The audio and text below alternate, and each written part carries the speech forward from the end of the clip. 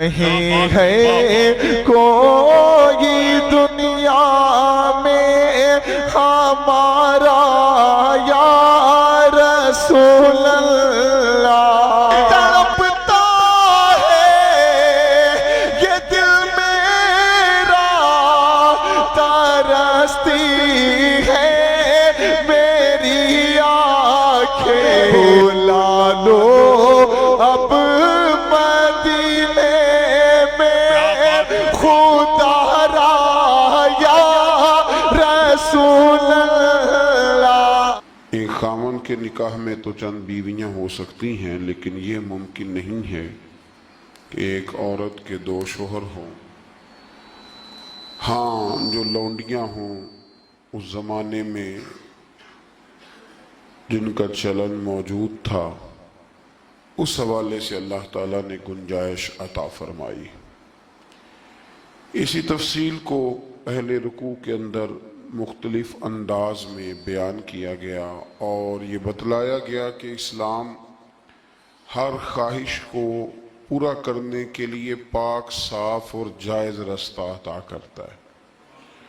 تو اس کے ماننے والوں کو یہ چاہیے کہ وہ کبھی بھی کوئی غیر فطری، غیر اخلاقی عمل نہ کرے جس سے کہ یہ محسوس ہو کہ یہ وہ لوگ ہیں شاید جن کی تربیت نہیں کی گئی۔ اللہ تبارک و تعالیٰ نے بہت ساری باتیں ارشاد فرمانے کے بعد اسی پارے کی آیت نمبر 28 کے اندر ارشاد فرمایا کہ یرید اللہ ان یخفف عنکم، فرمایا اللہ تعالیٰ چاہتا ہے کہ تم پر پابندیوں کا بوجھ ہلکا کرے۔ اللہ کریم کی رضا یہ ہے کہ تمہیں آسان دین دیا جائے، آسان دین۔ پابندیوں کا بوجھ تم پر کیوں؟ اس لیے خود ہی بیان فرماتا ہے، فرمایا وَخُلِقَ الْإِنسَانُ ضَعِيفًا، اس لیے کہ ہم نے انسان کو کمزور پیدا کیا ہے۔ رب فرماتے ہیں کہ میں نے چونکہ پیدا کیا ہے تو میں اس کی صلاحیتوں کو جانتا ہوں، تو میں اسے کوئی ایسی شریعت نہیں دوں گا، کوئی ایسا دین نہیں دوں گا، مسلمانوں تم پر کوئی ایسا بوجھ نہیں ڈالا جائے گا جو تم سے اٹھایا نہ جا سکے۔ اللہ تبارک و تعالیٰ نے جتنے بھی ہمیں احکام عطا کیے نا، وہ نماز پڑھنے سے لے کر جہاد کرنے تک، زکوٰۃ دینے سے لے کر حج کرنے تک، جتنے بھی احکامات دیے ہیں سارے بندہ مومن کے لیے بڑے آسان ہیں، سارے بندہ مومن کے لیے بڑے آسان۔ اور جب انسان اس رستے پہ چلتا ہے تو پھر اللہ تبارک و تعالیٰ اس کی مدد فرماتا ہے، پھر اللہ اس کے لیے آسانیاں فرماتا ہے۔ آپ یہ غور فرمائیے کہ حج کے موقع پر بہت سارے لوگ یہ کہا کرتے کہ حج ایک مشقت کا کام ہے، ایک جد و جہد کا کام ہے، ایک خاص ہمت والا آدمی اس کام کو سر انجام دے گا۔ لیکن آپ نے یہ بھی بڑی باریکی سے ملاحظہ فرمایا ہوگا کہ بڑے ضعیف العمر لوگ حج کرنے جاتے ہیں، کمزور لوگ حج کرنے جاتے ہیں، لیکن ایسا کبھی نہیں ہوا کہ کوئی یہ کہے کہ حج کی مشقت کے رستے میں کسی کا انتقال ہو گیا۔ وہ جب بلاتا ہے تو پھر مدد بھی بڑی ہی فرماتا ہے، پھر کرم بھی بڑا ہی فرماتا ہے۔ اسلامی احکامات جتنے ہیں، یہ فہم و فراست کے قریب بات ہے، اس کو سمجھ لیں، جتنے بھی اسلامی احکامات ہیں وہ سارے اللہ تبارک و تعالیٰ نے عطا ہی تب کیے ہیں کہ جب رب جانتا ہے کہ یہ لوگ اس عمل کو کر گزریں گے۔ یہ رمضان شریف آتا ہے تو بہت سارے لوگ ایسے ہیں جو کہتے ہیں جی ہم مزدوری کرتے ہیں، غریب لوگ ہیں، ہمارے لیے بڑی دشواریاں ہیں، ہمیں جد و جہد کرنی پڑتی ہے، تو روزہ رکھنا ہمارے لیے بڑا دشوار ہے۔ تو کوئی بیچ میں سے ایسا رستہ نکل آئے کہ جس رستے سے ہم بچ جائیں، تو میں کہا کرتا ہوں کہ اتنی سخت مزدوری آج کا کوئی بندہ بھی نہیں کرتا جتنی عرب کے مزدور سخت مزدوری کیا کرتے تھے۔ کوئی پہاڑ نہیں توڑتا، کوئی آدمی ایسا نہیں ہے کہ جو چکی اس طرح سخت انداز میں پیستا ہو، کوئی بھی وہ کٹھن کام نہیں جو اہل عرب کرتے تھے لیکن جناب بلال حبشی نے کبھی کوئی روزہ بھی نہیں چھوڑا۔ حضرت سلمان فارسی رضی اللہ تعالیٰ عنہ کی آپ ساری سیرہ مبارکہ پڑھ لیں، اپنے روزمرہ کے معاملات کے باوجود، ایک تو ہے رمضان المبارک، علاوہ رمضان کے بھی ان کی جو نفلی عبادات ہوتی تھی وہ بھی ایک بہت بڑا مقام رکھتی۔ تو بلا وجہ لوگ پریشان ہو جاتے ہیں، اور ہمارے زمانے میں تو کانوں کو ہاتھ لگا لگا کے لوگ کہتے ہیں کہ او ہو معاذ اللہ جی بڑا مشکل ہے دین پہ عمل کرنا، بڑا مشکل ہے۔ وجہ صرف اتنی ہے کہ کوشش نہیں کرتے، توجہ نہیں کرتے۔ جس کو یہ اپنے لیے آسان سمجھ رہے ہوتے ہیں وہ کام ان کے لیے مشکل ہوتا ہے، اور جو چیزیں اللہ نے آسان کر دی ہیں وہ بہرحال آسان ہوتی ہیں۔ پھر تھوڑا آگے جائیں گے تو اللہ کریم نے اسی پارے میں ارشاد فرمایا کہ ایک دوسرے کا مال ناجائز طریقے سے نہ کھاؤ۔ ہاں، تجارت کرو باہمی رضامندی کے ساتھ، ایک دوسرے کے ساتھ لین دین کرو تو اچھے طریقے سے کرو، ناجائز طریقے سے کسی کا مال نہ کھاؤ۔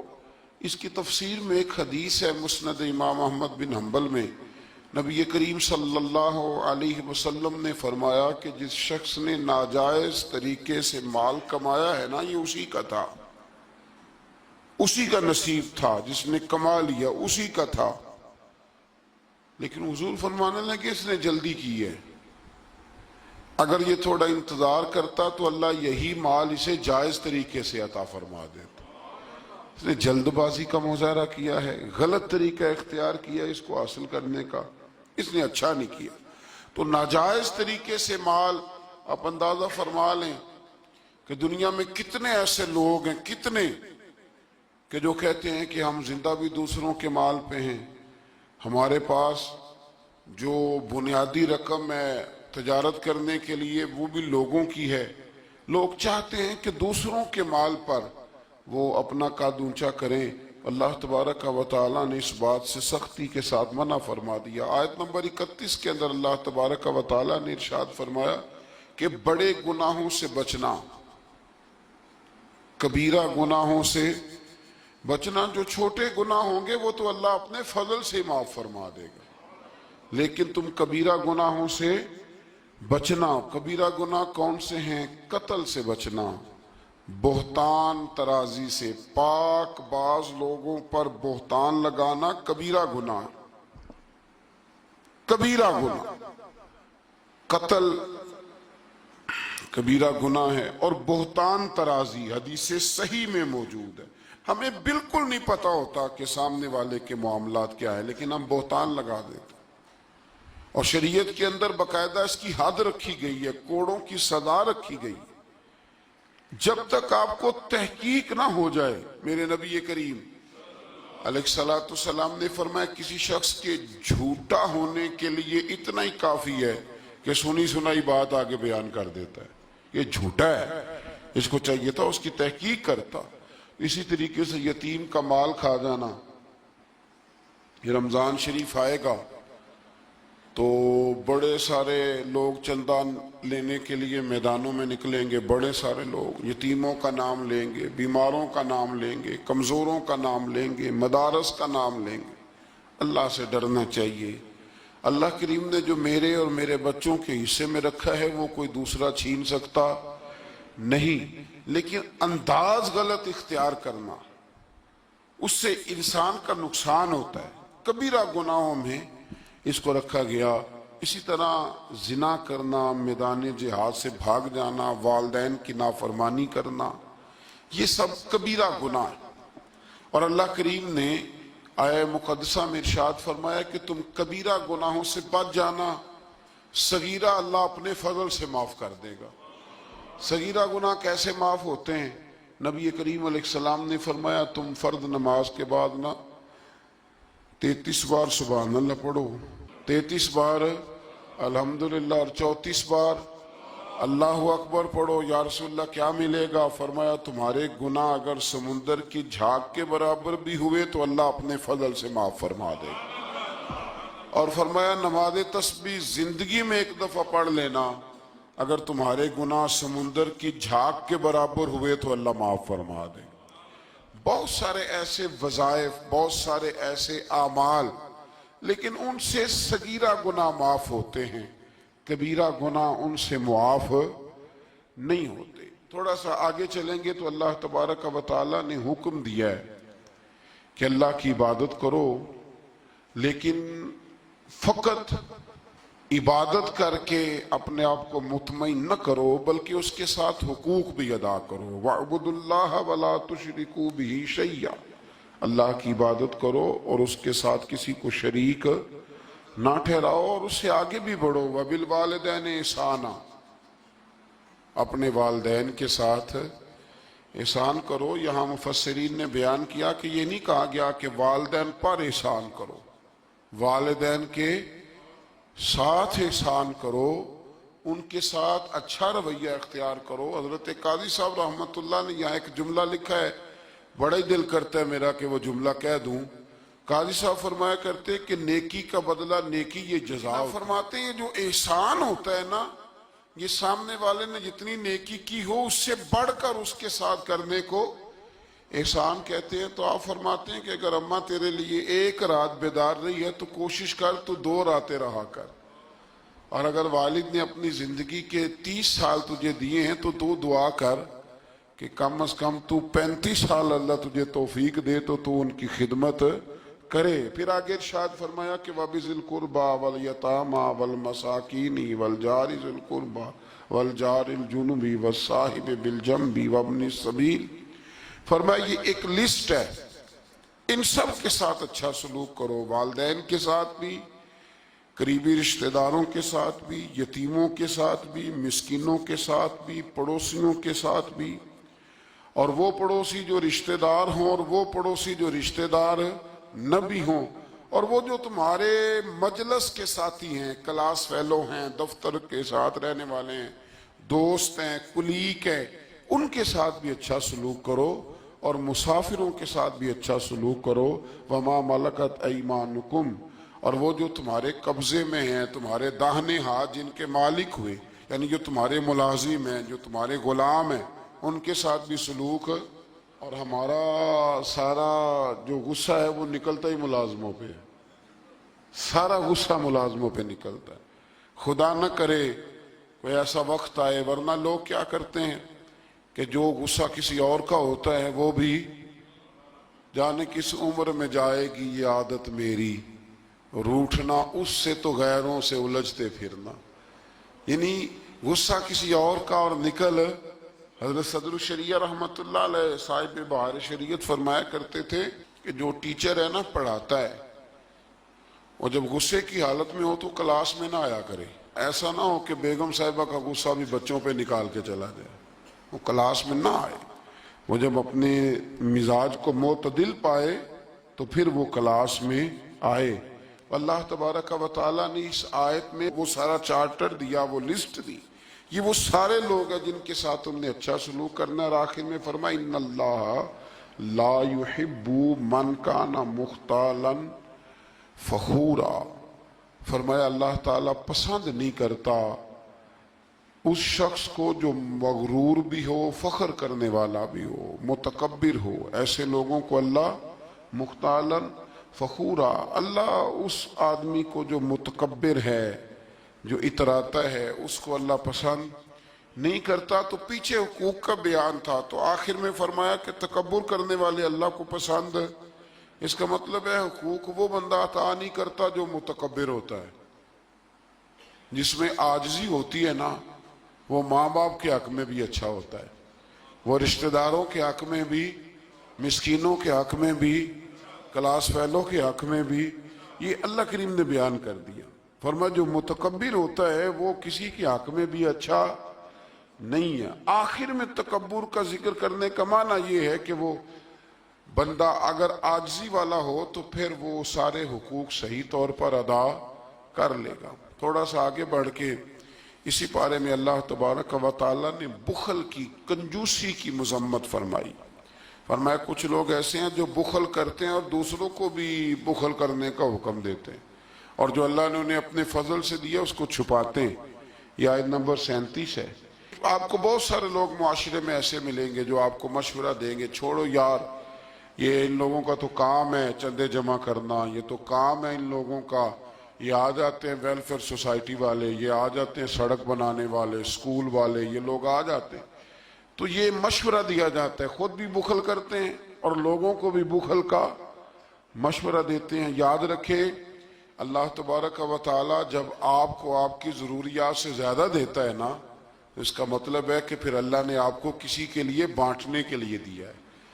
جب اللہ تبارک و تعالی نے دیا ہے تو پھر اللہ کے دیے سے اس کی راہ میں خرچ کرنا یہ انسان کو نفع دیتا ہے، یہ اس کا فائدہ کرتا ہے۔ میرے نبی پاک علیہ السلام نے فرمایا جب صبح ہوتی ہے نا، دو فرشتے زمین پر اترتے ہیں، ایک فرشتہ یہ کہتا ہے کہ اے اللہ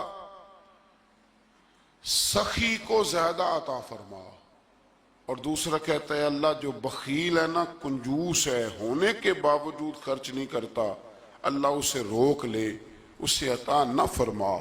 دونوں فرشتے یہ کہتے ہیں، اور حضور فرمانے لگے جو سخی ہے وہ اللہ کے بھی قریب ہے، لوگوں کے بھی قریب ہے، اور جنت کے بھی قریب ہے، اور جو کنجوس ہے وہ بندوں سے بھی دور ہے، معاذ اللہ اللہ سے بھی دور ہے، اور جنت سے بھی دور ہے۔ تو کوشش کریں جو اللہ نے دیا ہے اس میں سے اللہ کے راستے میں خرچ کیا جائے۔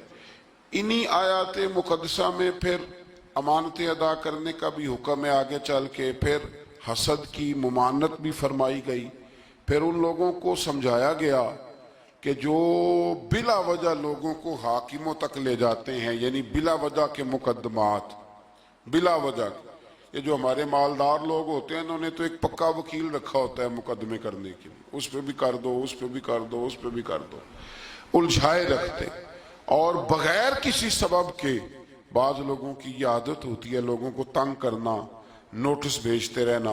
اللہ کریم نے ان آیات کے اندر منع فرمایا۔ 5ویں پارے کی سورہ نساء کی آیت نمبر 64 فرمایا وما ارسلنا من رسول الا لیطاع باذن اللہ، فرمایا ہم نے جو رسول بھی دنیا میں بھیجے اس لیے بھیجے کہ ان کی اطاعت کی جائے، ان کی فرما برداری کی جائے۔ اور آگے ارشاد فرمایا وَلَوْ أَنَّهُمْ إِذْ ظَلَمُوا أَنفُسَهُمْ جَاءُوكَ، محبوب جب یہ لوگ اپنی جانوں پہ ظلم کر بیٹھے تو آپ کی بارگاہ میں حاضر ہو جائیں۔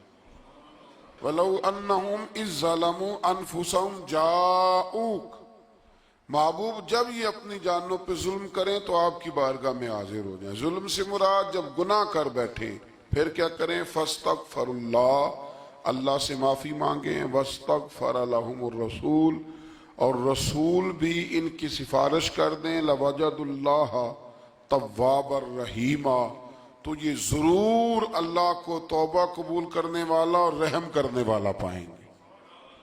تو یہ کون فرما رہا ہے؟ اللہ کریم کہ جب اپنی جان پہ ظلم کرو تو میرے محبوب کے دروازے پہ آ جاؤ، مجرم ہو تو منہ اشکوں سے دھوتے ہوئے آؤ، آؤ در تواب پہ روتے ہوئے آؤ، قرآن میں موجود ہے توبہ کا طریقہ، سرکار کی دہلیز سے ہوتے ہوئے آؤ۔ اب کچھ لوگ یہاں اپنی مرضی کی تشریح بھی کرتے ہیں، کچھ لوگوں کا مزاج بن جاتا ہے، وہ کہتے ہیں جی پہلے تو کہنے لگے کہ اس آیہ مبارکہ کے مفاہیم ہی کچھ اور ہیں، پھر جب امت نے زیادہ بیان کیا تو کہنے لگے یہ حضور کی حیات ظاہرہ تک تھی۔ تو میں نے کہا یہ کہاں لکھا ہوا ہے؟ قرآن مجید میں کہاں لکھا ہوا ہے؟ اللہ پاک نے تو مطلق کہہ دیا کہ جب بھی ظلم کرو تو میرے محبوب کی بارگاہ میں، چاہیے تھا نا کہ جو تشریح تم کر رہے ہو، اللہ کریم انہی الفاظ کے ساتھ بیان فرماتے کہ زندگی میں جانا بعد از وصال نہ جانا۔ تو جب اللہ کریم نے اس حکم کو مطلق رکھا، مسند امام احمد بن حنبل میں حدیث ہے، خلیفہ عبد الملک بن مروان کہتا ہے کہ میں رات کے وقت نہ نبی کریم علیہ السلام کے روضہ اطہر کی طرف نکلا تو میں نے ایک شخص کو نا حضور کی قبر انور پر لیٹے ہوئے دیکھا، اور کس طرح لیٹے تھے کہ اپنے رخسار نبی پاک علیہ السلام کی قبر کے ساتھ وہ رگڑ رہے تھے۔ تو کہتے میں نے ان کو ٹھوکر ماری، میں نے کہا تمہیں پتہ ہے تم کیا کر رہے ہو؟ کہتے ہیں جب انہوں نے چہرہ اٹھایا تو میں حیران ہی ہو گیا کہ وہ عام آدمی نہیں، وہ تو حضرت ابو ایوب انصاری ہیں۔ اور کہنے لگے مجھے پتہ ہے میں کیا کر رہا ہوں، میں کسی بت اور پتھر کے پاس نہیں آیا، میں اپنے رسول کے پاس حاضر ہوا۔ حضرت ابو ایوب انصاری، یہ انداز دیا ہے ہمیں صحابہ نے۔ حضرت مولا کائنات شیر خدا علی المرتضیٰ رضی اللہ تعالیٰ عنہ فرماتے ہیں حضور کے وصال کو تیسرا دن تھا، بڑی تکلیف تھی، بڑا غم تھا، دکھ ابھی تازہ تھا۔ میں حضور کی قبر انور سے تھوڑے سے فاصلے پر بیٹھا تھا، امام قرطبی نے اس کو لکھا ہے۔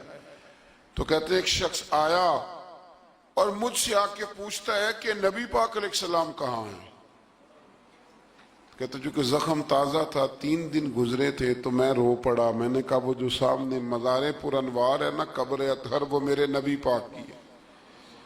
تو کہتے ہیں وہ حضور کی بارگاہ میں آیا اور اس نے مٹی اٹھا کے اپنے سر پہ ڈالی، عرض کرنے لگا یا رسول اللہ صلی اللہ علیہ وسلم، رب فرماتا ہے ظلم کر لو تو میرے محبوب کی بارگاہ میں آؤ، تو میں تو آ گیا ہوں، مجھ سے غلطی ہو گئی، بھول گیا، تو حضور میں آ گیا ہوں، تو آپ نے پردہ کر لیا، میں کدھر جاؤں؟ حضرت علی فرماتے ہیں وہ اس درد سے رویا کہ میں بھی رو پڑا۔ آپ فرماتے ہیں مجھے اللہ کی عزت کی قسم، میں نے اپنے کانوں سے سنا، حضور کی قبر انور کے اندر سے آواز آئی، او اعرابی چلا جا، اللہ نے تیرے سارے گناہ معاف فرما دیے۔ مجرم ہو تو منہ اشکوں سے دھوتے ہوئے آؤ، آؤ در تواب پہ روتے ہوئے آؤ۔ قرآن میں مذکور ہے توبہ کا طریقہ، پر سرکار کی دہلیز سے ہوتے ہوئے آؤ۔ اور پھر بالکل متصل اس سے آگے فرمایا فلا وربک لا یؤمنون حتی یحکموک فیما شجر بینہم۔ کیا انداز ہے! اور اس انداز کی یہ قرآن مجید میں شاید انفرادی آیت ہو۔ فرمایا محبوب مجھے تیرے رب کی قسم، عجیب انداز ہے نا قسم اٹھانے کا، اے محبوب مجھے تیرے رب کی قسم، یہ انوکھا انداز ہے قرآن مجید کا۔ فرمایا محبوب مجھے تیرے رب کی قسم، یہ لوگ اتنی دیر تک مومن نہیں ہو سکتے جب تک اپنی ہر بات میں تیرا فیصلہ قبول نہیں کر لیتے۔ بڑا معروف واقعہ ہے لیکن یہاں اس کا ذکر کرنا بھی بڑا ہی ضروری ہے۔ ایمان اور عقیدے کے لحاظ سے وہ اتنا زرخیز واقعہ ہے، اتنی خوبصورت ٹھنڈک ہے کہ جو دل کو، آنکھوں کو، کلیجے کو سکون دیتا ہے۔ ایک منافق کا اور ایک یہودی کا جھگڑا ہو گیا۔ وہ جو منافق تھا نا وہ کلمہ پڑھتا تھا، منافق کہتے ہیں اس کو ہیں جو اپنی زبان سے کلمہ پڑھے اور اندر اس نے نفاق چھپایا، وہ دونوں کا جھگڑا ہو گیا۔ نبی کریم علیہ السلام کی بارگاہ میں حاضر ہوئے تو حضور نے فیصلہ یہودی کے حق میں دیا، کلمہ گو کے حق میں نہیں دیا، اس منافق کے حق میں۔ وہ نہ کہنے لگا جی میں تو فیصلہ حضرت عمر سے کراؤں گا۔ وہ حضرت عمر فاروق کے پاس گئے اور جا کر کے کہا کہ یہ ہمارا معاملہ ہے تو فیصلہ کر دے۔ جناب عمر بات سننے لگے تھے کہ وہ یہودی بولا، کہنے لگا عمر ایک بات کا لحاظ کر لینا کہ نبی کریم کی بارگاہ میں یہ بات پہلے سے طے ہو چکی ہے اور حضور نے میرے حق میں فیصلہ دے دیا ہے، پر یہ کلمہ پڑھ کے کہتا ہے کہ میں نے عمر سے فیصلہ کرانا ہے، میں معاذ اللہ حضور کے فیصلے کو نہیں مانتا۔ جناب عمر فرمانے لگے بیٹھو پھر میں ابھی آیا۔ حضرت عمر اندر تشریف لے گئے اور تلوار لائے، اور تلوار اٹھاتے ہی اس منافق کی گردن اتار دی۔ فرمایا جو میرے نبی کا فیصلہ نہ مانے، عمر کی تلوار اس کا فیصلہ کر دیا کرتی ہے۔ شور ہو گیا جیسے آج لوگ شور کرتے ہیں، کلمہ گو کو ایسے کہہ دیا، کلمہ گو کو یہ، وہاں بھی شور ہو گیا کہ وہ کلمہ گو مار دیا جی عمر نے، کلمہ پڑھنے والا مار دیا، کلمہ پڑھنے والا مار دیا، مسلمان مار دیا، وہ تو کلمہ پڑھتا تھا۔ جب بہت شور ہوا تو اللہ تعالیٰ نے قرآن مجید کی یہ آیت نازل فرمائی۔ فرمایا محبوب کون سا کلمہ اور کون سا اس کا ایمان؟ ایمان تو تب مکمل ہوگا جب تیرے فیصلے قبول کرے گی۔ کلمہ پڑھنے سے تھوڑی ایمان مکمل ہوگا جب تک تیرا فیصلہ ہی قبول نہیں کرتے۔ تو جس کا رب بھی ایمان قبول نہ کرے، لوگوں کو کیا ضرورت ہے شور کرنے کی کہ بڑا ایمان والا ہے؟ اللہ ہی جس کا ایمان قبول نہ کرے۔ تو میرے عزیز دوستو، اللہ تبارک و تعالی نے آگے چل کے پھر اس گروہ کا ذکر بھی اسی سورہ مبارکہ میں اور اسی پارے میں بیان فرمایا۔ جس گروہ کے رستے پر چلنے کی ہم ہر نماز میں دعا مانگتے ہیں، انعم اللہ علیہم من النبیین والصدیقین والشہداء والصالحین، فرمایا وہ جو تم ہر نماز میں کہتے ہو نا صراط الذین انعمت علیہم، تو انعام یافتہ لوگ اس سورہ مبارکہ نے آیت نمبر 69 میں بیان کیے۔ فرمایا وہ انبیاء ہیں، صدیقین ہیں، شہداء ہیں، صالحین ہیں، اور انداز دیکھیے کتنا شاندار ہے قرآن کا۔ فرمایا وَحَسُنَ أُولَئِكَ رَفِیقًا، فرمایا یہ کتنے اچھے ساتھی ہیں، وَحَسُنَ، کتنے حسین دوست ہیں یہ، ان سے دوستی کرو، ان سے دوستی، یہ بڑے حسین لوگ ہیں، بڑے حسین انبیاء، صدیقین، شہداء اور صالحین۔ تو اللہ تبارک و تعالیٰ نے پھر طاغوت کے رستے پر چلنے سے منع فرمایا اور اپنے رستے پر چلنے کا حکم دیا۔ ایک آیہ کریمہ اور پڑھتا ہوں اور بات کو سمیٹتے ہیں۔ اسی قرآن مجید کی سورہ نساء میں، اسی پارے میں آیت نمبر 82 میں اللہ کریم نے قرآن کی، اسلام کی اور دین کی ایک اور صداقت کو بیان کیا۔ فرمایا افلا یتدبرون القرآن، کیا یہ لوگ قرآن میں غور نہیں کرتے، تدبر نہیں کرتے، توجہ نہیں کرتے قرآن میں؟ فرمایا وَلَوْ كَانَ مِنْ عِنْدِ غَيْرِ اللَّهِ، اگر یہ اللہ کے علاوہ کسی اور کی طرف سے ہوتا، لَوَجَدُوا فِيهِ اختلافاً كَثِيرًا، تو یہ اس میں بڑا سخت اختلاف پاتے، یہ اس میں پاتے کہ بہت ساری جگہوں پہ متضاد باتیں ہیں، کہیں کچھ کہا جا رہا ہے اور کہیں کچھ کہا جا رہا ہے۔ قرآن مجید ایک دم نہیں آیا، جو کتاب ایک دم لکھی جاتی ہے نا اس میں اختلاف نہیں ہوتا، 23 سالوں میں آیا ہے۔ لیکن جو بات پہلے دن بیان ہو رہی تھی غار حراء میں، آخری دن حجت الوداع میں بھی وہی بات بیان ہو رہی ہے، تو سمجھ لیں کہ جب 23 سالوں کے اندر ایک جملے کا، ایک فکرے کا تضاد قرآن میں نہیں آیا تو پھر یہ کسی غیر کا کلام نہیں، یہ اللہ ہی کا کلام ہے۔ تو قرآن مجید میں الحمد سے لے کر والناس تک کسی بات میں کوئی تضاد نہیں۔ آج بھی کئی کتابیں بڑے بڑے زبردست لوگ لکھتے ہیں، بڑے بڑے اچھے ادیب لکھتے ہیں، بڑے بہترین صاف ستھرے قلم والے لوگ جن کو شستہ لکھنا آتا ہے، صاف ستھرا لکھتے ہیں، شعر و شاعری سے ان کا اچھا شغف ہوتا ہے، لیکن ان کے نظریے کی کئی دفعہ سمجھ نہیں آتی، پہلے صفحے پہ کچھ اور کہہ رہے ہوتے ہیں، بیچ میں جا کے وہ لفظوں کا ہیر پھیر تو ٹھیک ہوتا ہے لیکن جملوں کی کوئی ترتیب نہیں ہوتی۔ بڑے بڑے عمدہ لوگ آپ کو ملیں گے کہ ان کی باتوں میں تضاد ہوتا ہے، گفتگو کے اندر بہت ساری چیزیں آپ کو ایسی مل جاتی ہیں، کیونکہ کمزور ہے نا، انسان ہے، انسان کبھی کچھ کہتا ہے اور کبھی کچھ کہتا ہے۔ اس لیے انسان کی اور رب کریم کی تخلیق اور گفتگو میں بڑا فرق ہے۔ حضرت حکیم الامت مفتی احمد یار خان صاحب نعیمی رحمۃ اللہ علیہ نے یہاں ایک بات بڑی شاندار بیان فرمائی۔ آپ فرماتے ہیں کہ انسان نے ٹرین تو بنا لی ہے پر کوئی انسان چیونٹی نہیں بنا سکا۔ ٹرین بڑی ہوتی ہے نا، بلکہ بہت بڑی ہوتی ہے، اور چیونٹی اس کے مقابلے میں چھوٹی ہوتی ہے۔ تو فرماتے ہیں کہ ٹرین بنا لی ہے پر آج تک کوئی بندہ چیونٹی، فرمانے لگے بڑے بڑے اس نے بلب بنا لیے، لائٹیں بنا لی، بڑا کچھ کر لیا، پر جگنو بنا سکا؟ جگنو بڑا چھوٹا ہوتا ہے، تو اس نے بڑا کچھ بنا لیا ہے پر جگنو نہیں بنا سکا۔ تو سمجھ میں یہ بات آتی ہے، شعور میں یہ بات بیٹھتی ہے کہ اللہ کی تخلیق صرف اللہ ہی کی ہے۔ کسی بندے کی تخلیق، حالانکہ وہ بھی اللہ کی دی ہوئی عقل سے کچھ تخلیق کرتا ہے، اگر کرتا ہے اللہ کے دی ہوئی طاقت سے کرتا ہے، لیکن رب کریم کی تخلیق کے قریب قریب بھی کوئی چیز جا سکتی۔ تو اگر ہمیں بندوں کا کلام بڑا فائدہ دیتا ہے، حضرت میاں محمد بخش صاحب رحمۃ اللہ علیہ کا کلام پڑھا جائے، چونکہ ہمیں سمجھ آتی ہے تو اس کا سحر طاری ہو جاتا ہے۔ اسی طریقے سے اگر کوئی اچھا باعمل عالم گفتگو کرے تو دل پہ بات اثر کرتی ہے، اور میرے رسول کریم اگر کلام فرمائیں تو حضرت انس بن مالک فرماتے ہیں حضور گفتگو کرتے تھے قیامت کے بارے